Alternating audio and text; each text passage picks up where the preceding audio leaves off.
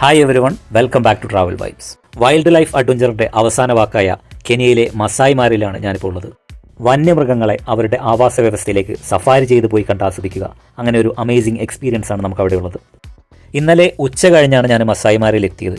അതിനുശേഷം വൈകുന്നേരത്തോടെ ഒരു ചെറിയ സഫാരി നടത്തി കുറേ മൃഗങ്ങളെല്ലാം കണ്ടിരുന്നു. ഇന്നാണ് പുൽമേടിൻ്റെ കൂടുതൽ ഉള്ളിലേക്ക് പോകാൻ പ്ലാൻ ചെയ്തിട്ടുള്ളത്. സിംഹങ്ങൾ ഉൾപ്പെടെയുള്ള വന്യമൃഗങ്ങളെ അവരുടെ ആവാസ വ്യവസ്ഥയ്ക്ക് ഉള്ളിൽ പോയാണ് നമ്മൾ കാണുന്നത്. സിംഹങ്ങളുടെ ഇടയിൽ നമ്മളങ്ങ് ചെന്ന് പെടുകയാണ്. അതൊക്കെ ഒരു അനുഭവം തന്നെയാണ്. അഡ്വഞ്ചറിൻ്റെ ഒക്കെ ഒരു എക്സ്ട്രീം ലെവൽ എന്ന് തന്നെ പറയാം. എൻ്റെ കെനിയ യാത്രയുടെ 3 വീഡിയോസ് മുൻപ് പോസ്റ്റ് ചെയ്തിട്ടുണ്ട്. കാണാത്തവർക്ക് വേണ്ടി ലിങ്ക് ഡിസ്ക്രിപ്ഷൻ ബോക്സിൽ കൊടുക്കുന്നുണ്ട്. വീഡിയോയെക്കുറിച്ചുള്ള അഭിപ്രായങ്ങളും നിർദ്ദേശങ്ങളും അറിയിക്കുക. അപ്പോൾ നമുക്ക് പോവാം മസായിമാരയിലെ വന്യമായ കാഴ്ചകളിലേക്ക്. കെനിയയിലെ ഏറ്റവും വലിയ നാഷണൽ പാർക്കായ മസായിമാരയോട് ചേർന്ന് തന്നെയുള്ള റെയ്നോ ടൂറിസ്റ്റ് ക്യാമ്പ് എന്ന ഈ ക്യാമ്പിലാണ് ഞാൻ ഇന്നലെ രാത്രി കഴിച്ചുകൂട്ടിയത്. വന്യജീവികളുടെ ഭീഷണി ഉള്ളതുകൊണ്ട് തന്നെ ക്യാമ്പിന് പലയിടത്തുമായി മസായി ഗോത്രത്തിലുള്ള ആളുകളെ തന്നെ സെക്യൂരിറ്റി ഗാർഡുകളായി നിർത്തിയിട്ടുണ്ടായിരുന്നു. പേരറിയാത്ത ഏതൊക്കെയോ മൃഗങ്ങളുടെയും പക്ഷികളുടെയും ശബ്ദം കേട്ടുകൊണ്ടാണ് ഞാൻ ഇന്നലെ രാത്രി ഉറങ്ങാൻ കിടന്നത്. അതൊരു പ്രത്യേക വൈബ് തന്നെയായിരുന്നു. റീഫ്രഷ്മെൻ്റ് എന്നൊക്കെ പറഞ്ഞാൽ അത് ഇതാണ്. പുലർച്ചെ 5:30 തന്നെ ഉണർന്ന് റെഡിയാവാൻ ആരംഭിച്ചു. ഇന്നത്തെ ദിവസം മുഴുവൻ മസായിമാരയിലെ വന്യജീവികൾക്കൊപ്പം ചെലവിടാനാണ് തീരുമാനിച്ചിട്ടുള്ളത്.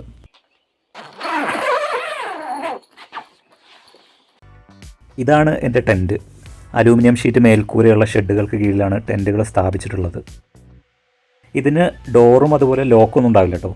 സിപ്പർ തുറന്നാണ് അകത്ത് പ്രവേശിക്കുന്നതും അതുപോലെ പുറത്തു പോകുമ്പോൾ ഇത് ക്ലോസ് ചെയ്ത് വെച്ചാണ് പോകുന്നത്. മസായിമാരയിലുണ്ടായിരുന്ന 2 രാത്രി ഞാൻ താമസിച്ചിട്ടുണ്ടായിരുന്നത് ഇവിടെയായിരുന്നു. ടെൻറ്റിനകത്തുള്ള അടുത്ത സിപ്പർ തുറന്നു കഴിഞ്ഞാൽ അവിടെയാണ് വാഷ്റൂം എല്ലാം ഉള്ളത്. അകത്തുള്ള സാധനങ്ങളെല്ലാം സേഫ് ആയിരിക്കുമെന്ന് റിസോർട്ടിൻ്റെ ആളുകൾ വന്ന സമയത്ത് തന്നെ പറഞ്ഞിട്ടുണ്ടായിരുന്നു. അതങ്ങനെ തന്നെ ആയിരുന്നു എന്ന് പിന്നീട് എനിക്ക് അനുഭവപ്പെടുകയും ചെയ്തു. ടെൻറ്റിൽ നിന്ന് കുറച്ച് മാറിയാണ് റെസ്റ്റോറൻ്റ് ഉള്ളത്. റെഡിയായി കഴിഞ്ഞപ്പോൾ ഞാൻ ബ്രേക്ക്ഫാസ്റ്റ് കഴിക്കാൻ വേണ്ടി ഇറങ്ങി. 6:30 ആകുമ്പോഴേക്കും ജെയിംസ് വണ്ടിയുമായിട്ട് പിക്ക് ചെയ്യാൻ വരും എന്നാണ് അറിയിച്ചിട്ടുണ്ടായിരുന്നത്.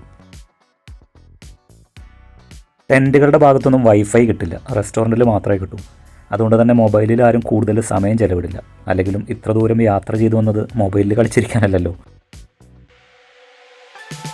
വിശപ്പ് മാറാൻ വേണ്ടി എന്തെങ്കിലുമൊക്കെ കഴിക്കുക എന്നുള്ള ഉദ്ദേശം നടക്കുകയുള്ളൂ, അല്ലാണ്ട് വായ്ക്ക് രുചിയായിട്ട് കഴിക്കാനുള്ള പ്രതീക്ഷ ഒന്നും വേണ്ട.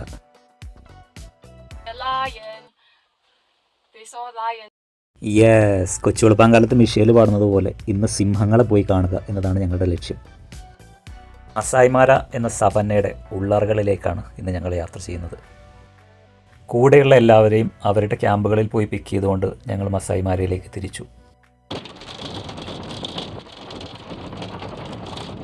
സമയം 7 മണി കഴിഞ്ഞിട്ടുണ്ടായിരുന്നുള്ളൂ എങ്കിലും വാഹനങ്ങളുടെ തിരക്കായിരുന്നു മസായിമാരക്കുള്ളിൽ. മാനുകൾ ഉൾപ്പെടെ പല മൃഗങ്ങളെ അവിടെ ചുറ്റും കണ്ടിരുന്നെങ്കിലും ഞങ്ങൾക്കതൊന്നുമല്ല വേണ്ടിയിരുന്നത്. എല്ലാവരും ഡ്രൈവർ ജെയിംസിനോട് ചോദിച്ചത് സിംഹം എവിടെയെന്നായിരുന്നു. മസായിമാരയുടെ ഉള്ളറകളിലേക്ക് ജെയിംസ് വണ്ടി ഓടിക്കാൻ തുടങ്ങി.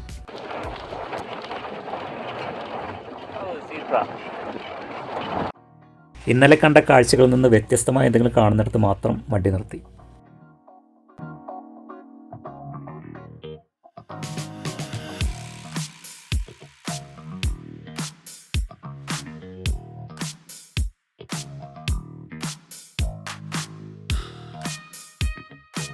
വഴിയിൽ ഒരു മരത്തിൻ്റെ ചുറ്റും നിറയെ വാഹനങ്ങൾ നിൽക്കുന്നത് കണ്ടു. ഞങ്ങൾ ചുറ്റും നോക്കിയിട്ട് അവിടെ മൃഗങ്ങളൊന്നും കണ്ടില്ല. അപ്പോഴാണ് ജെയിംസ് പറഞ്ഞത് മരത്തിൻ്റെ മുകളിലേക്ക് നോക്കാൻ.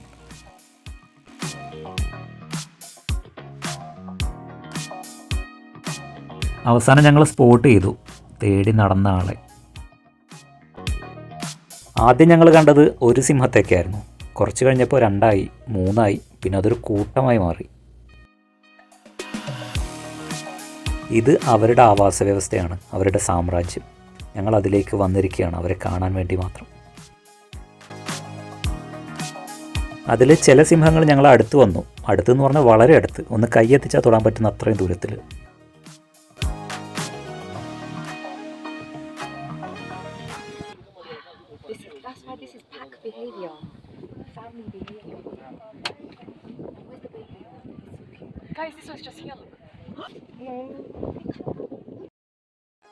സിംഹങ്ങൾക്ക് നടുവിലാണ് ഞങ്ങളിപ്പോൾ നിൽക്കുന്നത്. അഡ്വഞ്ചർ എന്നൊക്കെ പറഞ്ഞാൽ ഇതാണ്. ലൈഫിൽ ഒരിക്കലെങ്കിലും എക്സ്പീരിയൻസ് ചെയ്യേണ്ടത് തന്നെയാണിത്. സാധാരണയായിട്ട് ഇവിടെയുള്ള സിംഹങ്ങൾ മനുഷ്യരെയൊന്നും ഉപദ്രവിക്കാറില്ല. കാരണം നമ്മൾ അവരെ ഉപദ്രവിക്കുന്നില്ല. പിന്നെ അവർക്ക് ഭക്ഷണത്തിന് ആവശ്യമായ മൃഗങ്ങൾ ഇവിടെ സുലഭവുമാണ്.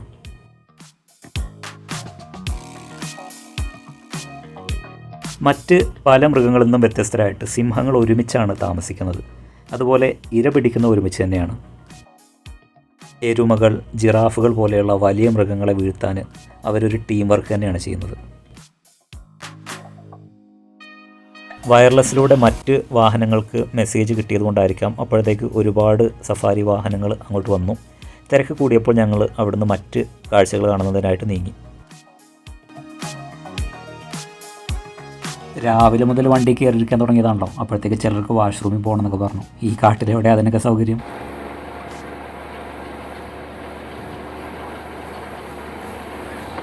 മൺപാതകളിൽ നിന്നൊക്കെ മാറിയിട്ട് പുൽമേടുകളിലൂടെയായി പിന്നെ വണ്ടി ഓടിക്കൽ. അങ്ങനെ ബാത്റൂം പ്രശ്നത്തിന് ജെയിംസ് ഒരു പരിഹാരം കണ്ടു. ഇതായിരുന്നു പ്രകൃതിദത്തമായ ആ washroom.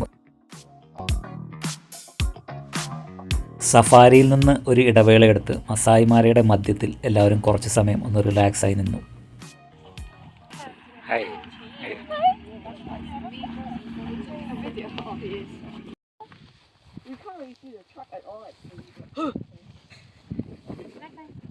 And how was your experience? Amazing.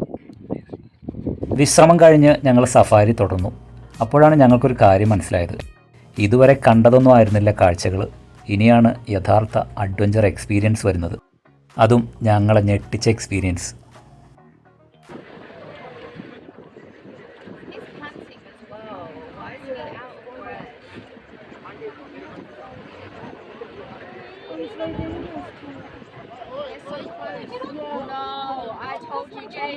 ചൈനയിൽ നിന്നുള്ള ഷാവണായിരുന്നു ഞങ്ങളുടെ ഗ്രൂപ്പിലെ ഫോട്ടോഗ്രാഫർ. മുൻപൊരിക്കൽ ഇന്ത്യയിൽ വന്നിട്ടുള്ള അദ്ദേഹം ഇന്ത്യയെക്കുറിച്ചും അവിടുത്തെ ആളുകളെക്കുറിച്ചും വളരെ നല്ല അഭിപ്രായവും മതിപ്പുമുള്ള ഒരാൾ കൂടിയായിരുന്നു. DSLR ക്യാമറയൊക്കെ ആയിട്ട് എല്ലാ കാഴ്ചകളും വളരെ ഭംഗിയായിട്ട് പകർത്താനുള്ള കഴിവുണ്ടായിരുന്നു പുള്ളിക്ക്. പക്ഷേ എല്ലാ കാഴ്ചകളും ക്യാമറയിലൂടെ മാത്രം നോക്കുന്ന സമയത്ത് നഗ്നമായ കണ്ണുകൾ കൊണ്ട് ഈ അത്ഭുതമെല്ലാം കണ്ട് ആസ്വദിക്കുന്നത് നഷ്ടപ്പെടുത്തുന്നു എന്ന് തോന്നി എനിക്ക് പലപ്പോഴും. ഇതുപോലൊരു മരമായിരുന്നല്ലോ നേരത്തെ നമ്മൾ വാഷ്റൂം ആക്കിയിരുന്നല്ലേ. ഈ മരത്തിൻ്റെ ചുവടിൽ നിറയെ സിംഹങ്ങളാണ്. അത് ഒന്നും രണ്ടൊന്നും അല്ല, ഒരു 10-15 കാണും. ഇതിനോട് ചേർന്ന് തന്നെ കുറച്ച് മാറി അവിടെ ഒരു സിംഹം വേട്ടയാടി ഭക്ഷിക്കുന്നുണ്ടെന്ന് പറഞ്ഞു. അപ്പോൾ ഇവരെല്ലാം ഒരു ഗ്രൂപ്പ് തന്നെ ആയിരിക്കും. ഭക്ഷണം കഴിച്ചു കഴിഞ്ഞ് വിശ്രമിക്കുകയാണ് എല്ലാവരും. നമ്മൾ മനുഷ്യർ പ്രത്യേക വീടുകളിലും പ്രദേശങ്ങളിലൊക്കെ ആയിട്ട് ജീവിക്കുന്നത് പോലെ തന്നെ സിംഹങ്ങൾക്കും അവരുടേതായ ഗ്രൂപ്പുകളുണ്ട്. പ്രൈഡുകൾ എന്നാണ് അവരുടെ ഗ്രൂപ്പുകളെ വിളിക്കുന്നത്. മുതിർന്നവരും കുട്ടികളും എല്ലാം ആയിട്ട് ഓരോ പ്രൈഡിലും ഏകദേശം 10 അല്ലെങ്കിൽ 15 സിംഹങ്ങൾ വരെ ഉണ്ടാവും. ഇങ്ങനെ ഓരോ പ്രൈഡിനും താമസിക്കാനും വേട്ടയാടാനും കുഞ്ഞുങ്ങളെ വളർത്താനും ഒക്കെ ആയിട്ട് അവരുടേതായ ഒരു ടെറിട്ടറി ഉണ്ട്. അത് അവരുടെ സാമ്രാജ്യം പോലെയാണ്. ഇതുപോലെ മറ്റ് പ്രദേശങ്ങളിൽ വേറെ പ്രൈഡുകളുണ്ടാവും. സിംഹങ്ങളുടെ ഒരു ഗ്രൂപ്പിലെ ടെറിട്ടറിയിലേക്ക് മറ്റൊരു ഗ്രൂപ്പ് പ്രവേശിക്കുകയില്ല. എന്നാൽ അവിടേക്ക് മറ്റൊരു സംഘം കടന്നു കയറാൻ ശ്രമിക്കുകയാണെങ്കിൽ പിന്നെ അവിടെ പോരാട്ടമായി. ആധിപത്യത്തിനായുള്ള പോരാട്ടം. വേട്ടയാടിയ മൃഗത്തെ ഭക്ഷിച്ചുകൊണ്ടിരിക്കുന്ന സിംഹമാണ്. പച്ച മാംസത്തിൻ്റെ മണമായിരുന്നു അവിടെ മുഴുവൻ.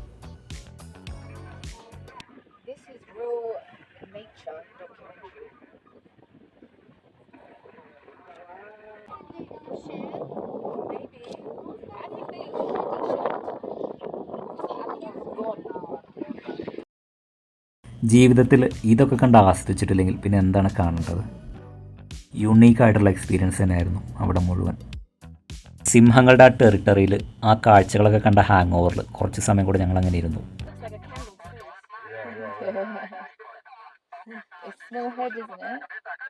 ഒരു പ്രദേശത്തെ കാഴ്ചയൊക്കെ കണ്ടു കഴിഞ്ഞ് എന്നാൽ നമുക്ക് പോയാലോ എന്ന് ചോദിക്കുന്നതിന് പകരമായിട്ട് ഡ്രൈവർ ജെയിംസ് സ്ഥിരമായിട്ട് ഉപയോഗിച്ചുകൊണ്ടിരുന്നൊരു വാക്കായിരുന്നു ഓൾ ഗുഡ്. അതുപോലെ ഒരു പ്രദേശത്ത് നിന്ന് നമുക്ക് പോയാലോ എന്ന് ഞങ്ങൾ അങ്ങോട്ട് ഡ്രൈവർ ജെയിംസിനോട് പറയുന്നതിന് പകരമായിട്ട് ഞങ്ങൾ തമാശയായിട്ട് പിന്നീട് ഓൾ ഗുഡ് എന്ന് പറയൽ തുടങ്ങി. പിന്നെ ഞങ്ങൾ പോയത് മസായിമാരക്കുള്ളിൽ ഒരു പ്രദേശം ഉണ്ടായിരുന്നു. അവിടെ ഒരു വാഷ്റൂമും അതുപോലെ വിശ്രമിക്കാനുള്ള സൗകര്യമൊക്കെ ഉണ്ടായിരുന്നു. അവിടെ കുറച്ച് സമയം ഞങ്ങൾ വിശ്രമിച്ചു.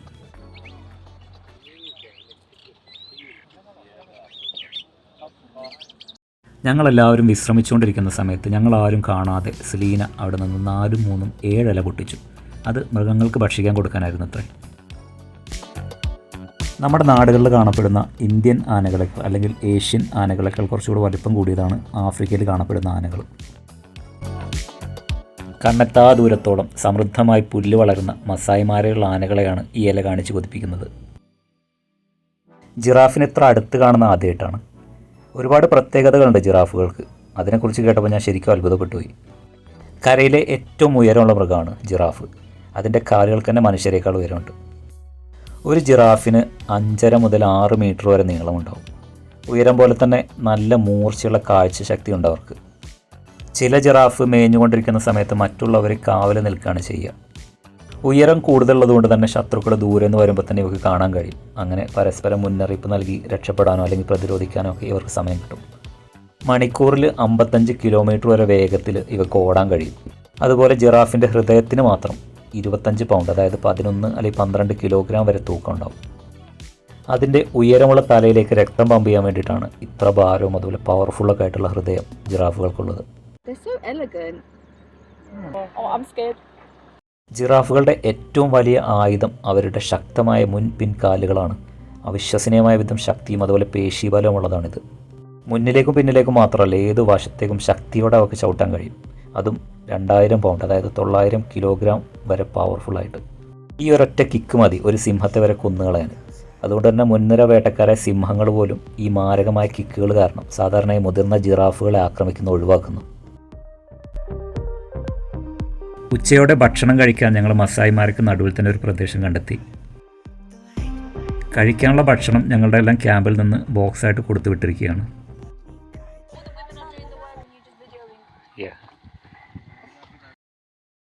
മസായിമാര എന്ന പുൽമേട്ടിൻ്റെ നടുവിൽ ഒരു മരത്തിൻ്റെ ചുവട്ടിൽ പീസ്ഫുൾ അറ്റ്മോസ്ഫിയർ ആയിരുന്നു അവിടെ. അടിപൊളി വൈബും. ഫ്രൂട്ട്സും സ്നാക്സും ജ്യൂസും ചിക്കനും എല്ലാമായി ഓരോ ബോക്സും ഒരു 1.5 കിലോയോളമെങ്കിലും തൂക്കം ഉണ്ടായിരുന്നു.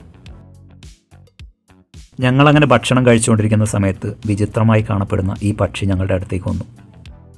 മറാബോ സ്റ്റോർക്ക് എന്നാണ് ഇതിൻ്റെ പേര്. ലോകത്തിലെ ഏറ്റവും വലിയ ചിറകുകളുള്ള ഒരു പക്ഷിയാണിത്. ഇതിന് 5 അടി ഉയരവും അതുപോലെ 9 കിലോ വരെ ഭാരവും വെക്കും. ഇതിൻ്റെ വിചിത്രമായ രൂപം കാരണം അണ്ടർടേക്കർ പക്ഷിയെന്നും ഒരു വിളിപ്പേരുണ്ട്. ഭക്ഷണം കഴിച്ചു കഴിഞ്ഞ് ഞങ്ങൾ യാത്ര തുടർന്നു. ഇനി ഞങ്ങൾ പോകുന്നത് പ്രസിദ്ധമായ മാരാ നദിയിലേക്കാണ്. വളരെ ഭംഗിയുള്ള ഒരു പ്രദേശമായിരുന്നു മാരാ നദിയോട് ചേർന്നുള്ള ഭാഗം. ശാന്തമായിട്ടുള്ള ഒരു പ്രദേശമാണതെന്ന് നമുക്ക് തോന്നുമെങ്കിലും വന്യജീവികളുടെ സാന്നിധ്യത്താൽ ഏറ്റവും അപകടം നിറഞ്ഞ ഒരു പ്രദേശമാണത്. അവിടുത്തെ സെക്യൂരിറ്റി ഗാർഡ് ഞങ്ങളെ സ്വാഗതം ചെയ്തു. ജാംബോ എന്ന് പറഞ്ഞാൽ സ്വാഹിലി ഭാഷയിൽ ഹലോ ഹായ് എന്നൊക്കെയാണ്.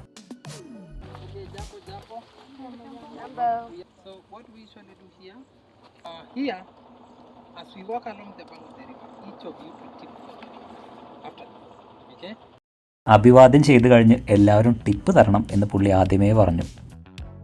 ഈ മാരാ നദിയിൽ നിറയെ മുതലകളും അതുപോലെ ഹിപ്പോകളും ഉണ്ട്.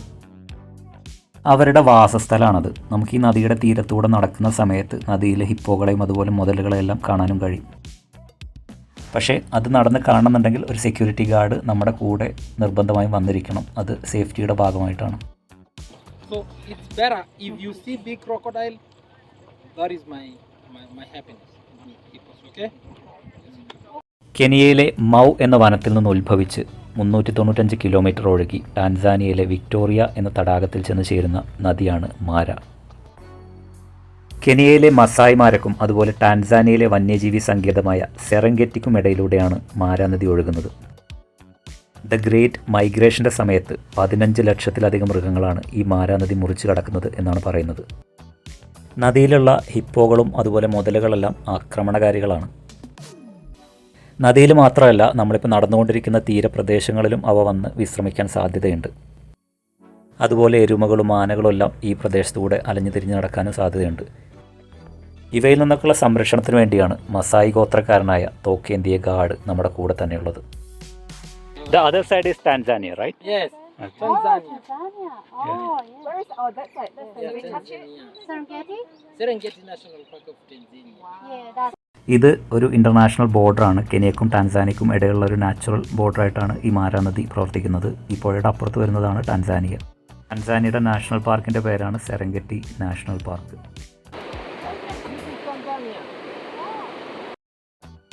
മസായി ഗോത്രക്കാരനാണ് ഈ ഗാർഡ്. മസായി ജനതയെക്കുറിച്ചുള്ള ചില കൗതുകകരമായ കാര്യങ്ങളും ഇദ്ദേഹം പറഞ്ഞു. പശുവിൻ്റെ എല്ലാം കഴുത്തിലെ ഞരമ്പിൽ ചെറിയൊരു ദ്വാരട്ട ശേഷം അതിൽ നിന്ന് വരുന്ന രക്തം ഇവർ കുടിക്കും അത്രേ. അതുപോലെ മസായി ഗോത്രക്കാരനാണോ എന്ന് തിരിച്ചറിയുന്നത് എങ്ങനെയാണെന്ന് ചോദിച്ച സമയത്ത് അവരുടെ മുൻഭാഗത്തെ, അതായത് താഴത്തെ നിരയിലെ ഒരു പല്ല് പറിച്ച് കളഞ്ഞിട്ടുണ്ടാവുമെന്നാണ് പറഞ്ഞത്. അങ്ങനെ നമുക്ക് തിരിച്ചറിയാവുന്നത്. അങ്ങനെ മാരാനദിയിലെ കാഴ്ചകളെല്ലാം കണ്ട് ഗാർഡിന് ടിപ്പും താങ്ക്സും കൊടുത്ത ശേഷം ഞങ്ങൾ അവിടുന്ന് യാത്ര തുടർന്നു. തിരിച്ചു വരുന്ന സമയത്ത് ഒരുപാട് പേര് ഫോട്ടോ എടുക്കുന്ന ഒരു പ്രദേശം കണ്ടു. അപ്പോൾ അത് കെനിയ ടാൻസാനിയയുടെ അതിർത്തിയാണ്. ഒരു ഭാഗത്ത് മസായിമാരെയും അടുത്ത ഭാഗത്ത് സെരംഗെറ്റി നാഷണൽ പാർക്കും. അപ്പോൾ ആ ഭാഗത്ത് നിന്ന് ഫോട്ടോ എടുക്കുകയാണ്. ഞങ്ങളും അവിടെ നിന്ന് കുറച്ച് ഫോട്ടോസൊക്കെ എടുത്ത് യാത്ര തുടർന്നു. തിരിച്ചുള്ള യാത്രയിലും വഴിയിലുടനീളം സിംഹങ്ങൾ ഉൾപ്പെടെ നിരവധി മൃഗങ്ങളെ ഞങ്ങൾ കണ്ടു.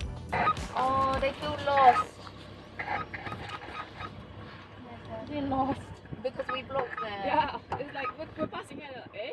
Yeah, they're confused. Yes, they're together, reunited. They hold the welcome sign. They're so happy they're reunited. They're like, yes, guys. മസായിമാരുടെ മറ്റൊരു ഭാഗത്ത് നമ്മൾ നേരത്തെ കണ്ട പ്രൈഡ് പോലെ തന്നെ ഇത് സിംഹങ്ങളുടെ മറ്റൊരു ഗ്രൂപ്പാണ്. ഇത് ഇവരുടെ ടെറിട്ടറിയാണ്. ഇങ്ങോട്ട് വേറെ ഗ്രൂപ്പുകളൊന്നും വരില്ല. ഇത് ഇവരുടെ മാത്രം പ്രദേശമാണ്.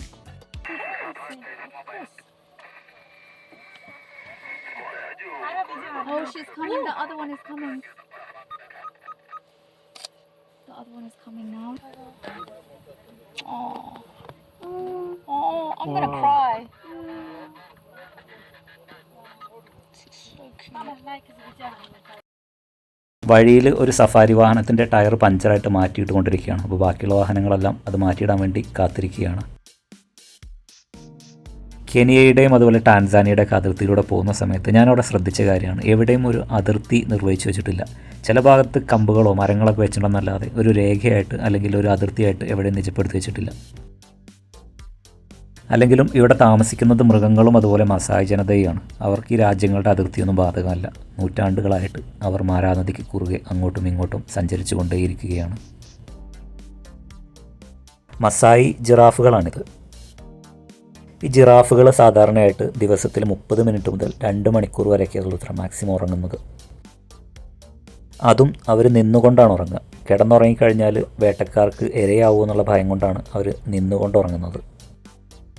വളരെ വലിയ നാവുകളാണ് ഇവക്കുള്ളത്. 18 ഇഞ്ച് വരെ നീളം ഉണ്ടാകുന്നത്. പിന്നെ ഇവർ തമ്മിൽ ആശയവിനിമയം നടത്തുന്നത് കുറഞ്ഞ ആവൃത്തിയിലുള്ള ശബ്ദങ്ങൾ ഉപയോഗിച്ചിട്ടാണ്.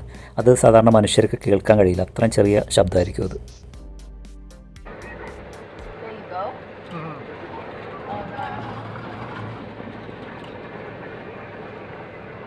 Oh, it's just showing you its bum now. പുറത്തുള്ള കാഴ്ചകൾ കാണുന്ന സമയത്തും മൃഗങ്ങളെ കാണുന്ന സമയത്തും മൃഗങ്ങൾ സംസാരിക്കുന്ന ഭാഷ വരെ സെലീന കൃത്യമായിട്ട് decode ചെയ്തുകൊണ്ടിരിക്കുന്നുണ്ടായിരുന്നു.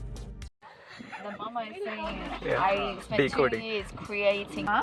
Decode the language. She's saying, I spent 2 years making my baby. പശുവിനോടൊക്കെ സാമ്യം തോന്നുമെങ്കിലും ഇത് പശുവല്ല, മാനുകളുടെ വിഭാഗത്തിൽപ്പെട്ട കോമൺ എലാണ്ട് എന്ന് പറഞ്ഞൊരു മൃഗമാണ്. ഇവ നടക്കുന്ന സമയത്ത് ക്ലിക്ക് ക്ലിക്ക് അങ്ങനെ ഒരു ശബ്ദം വരുന്നതാണ് പറയുന്നത്. പക്ഷെ അത് വായുന്നല്ല വരുന്നത്, നടക്കുന്ന സമയത്ത് കാൽമുട്ടിലെ സന്ധികളിൽ നിന്നാണ് അത്രേ ആ ശബ്ദം വരുന്നത്.